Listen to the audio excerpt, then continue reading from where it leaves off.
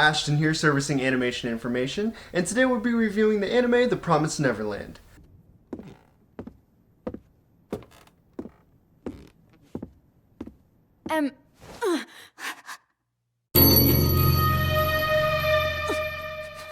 What's wrong, Emma?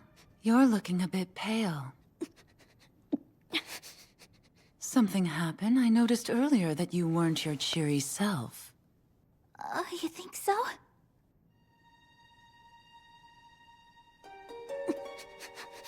I just got a little sad thinking about how I'm gonna have to leave the house pretty soon. Do you like living here? I love the house and you too! I wonder what Connie's up to right now.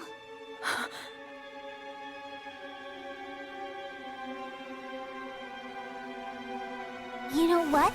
She said she wanted to be a loving mother just like you when she grows up.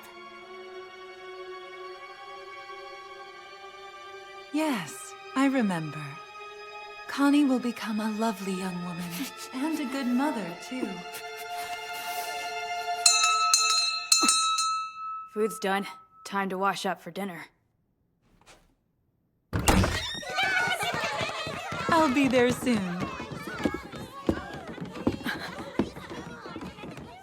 Let's go, Emma. About last night, did you two go to the gate? To the gate? But that's against the rules.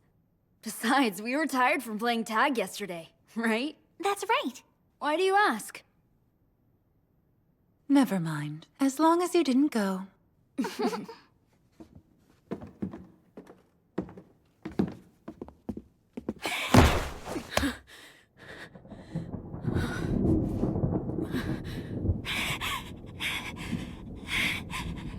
The Promised Neverland is a 23-episode, 2-season series that was written by Kai Shiran and animated by Cloverworks. This is one of the best reviews I've been looking forward to do for a while. Promised Neverland is one of the most scariest shows I've seen in a long time. It's nail-biting, it's very grudgy, very shallow, dark, with a lot of tailored, intertwined stories that are coming along with Emma, Norman, and Ray, followed by Isabella, who's the mother of all of these children that she has to take care of. Now, where they're sent to after a certain age is beyond everybody within the story, but what is known is that they're adopted and they're sent off to another family as they're within this adoption house.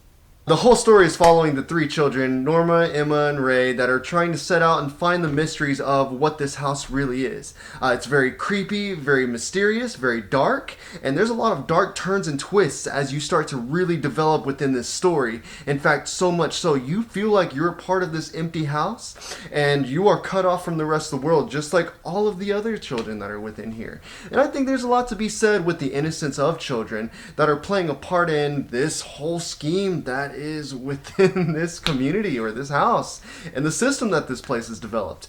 Really good storytelling, really good writing, really good characters and character development as well. In fact, I really do love the brash and bold Emma that comes with her. In fact, her character and the little stuff that happens to her as the story is being developed, from her getting hurt to the really abrasiveness in her personality, really does set the story to be more engaging. You have Norman and Ray, which are almost genuinely kind of the same person, yet they really do a lot of consciousness, a lot of interpersonal thoughts, and you really get to feel like you're part of this scheme along with everybody else. Followed by fantastic animation and really good story writing, The Promised Neverland does exactly what it tells you it's going to do. Solving the mysteries, giving you that really heartfelt moments, a lot of the tension and pressure that comes between the children and the mother, a lot of good introduced characters, and a lot of good character development, even with the short time that people are introduced. In fact, I grew fond of Isabella as she was not even a part of the main story until you find out later throughout the first season, and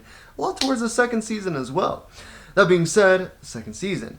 There has been a lot of feedback and a lot of lashback on the second season on how it really has dropped in quality in terms of just story writing, and to some degree I can really get behind that.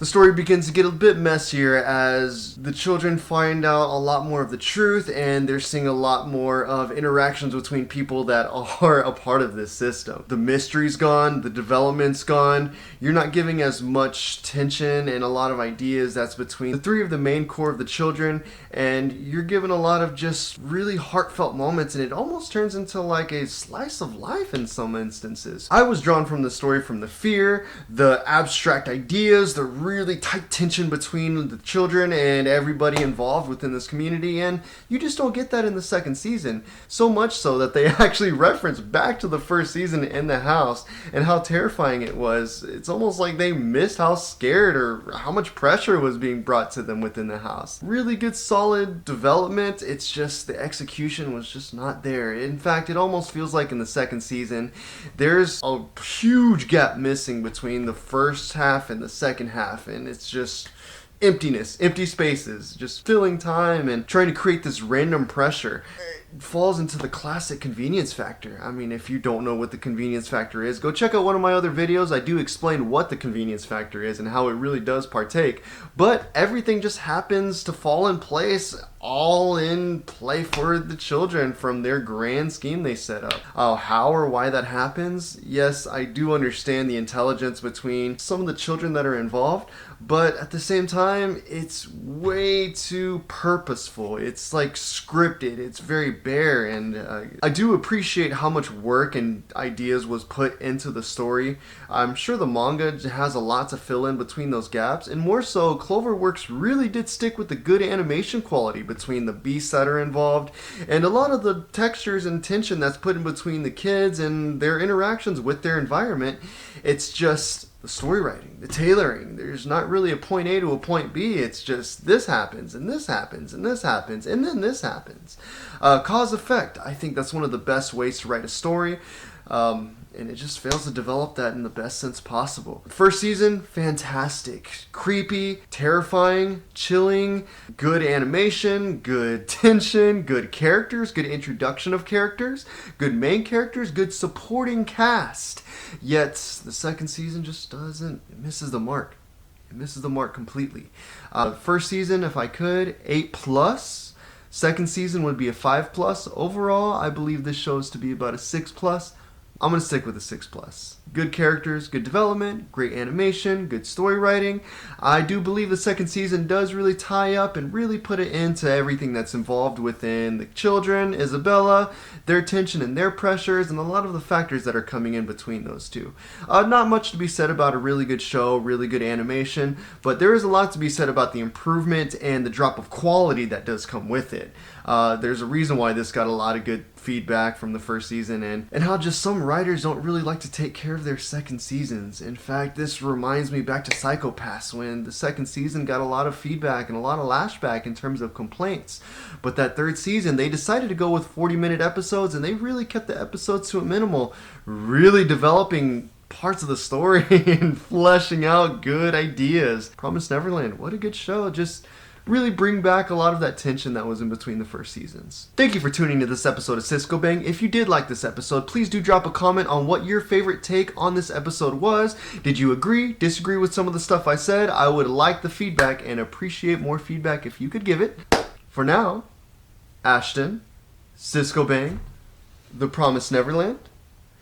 Keep watching anime. Keep reading subtitles, read some manga, enjoy some anime, and we will catch you in the next review. My favorite review is coming up. My favorite anime is coming up. Oh, I'm so excited. Stay tuned. We'll talk to you next time. See you in the next review. Whoa, whoa, whoa, whoa, bonus review. Look at me. One thing I could really appreciate that they really did try to do is stay more bold within the show itself. They really did try to add in some religious references, and they also try to add in a lot more tension within the second season. It's just whenever you're given a storyline that doesn't really put two things together, main characters, main antagonists, main tensions, and the story itself, they just kind of split right down the middle.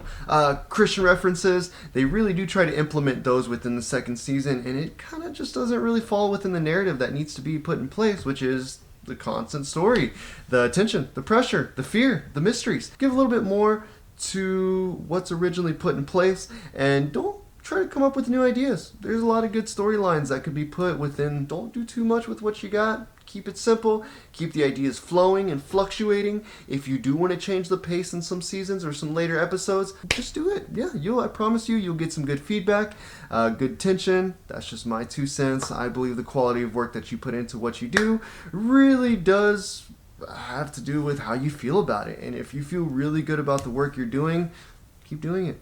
It'll show. It'll reflect. See you in the next episode, the next review. Man, Asagi. Oh, let me just take a second to appreciate this guy right here. That's how you do a main character. Keep this guy around.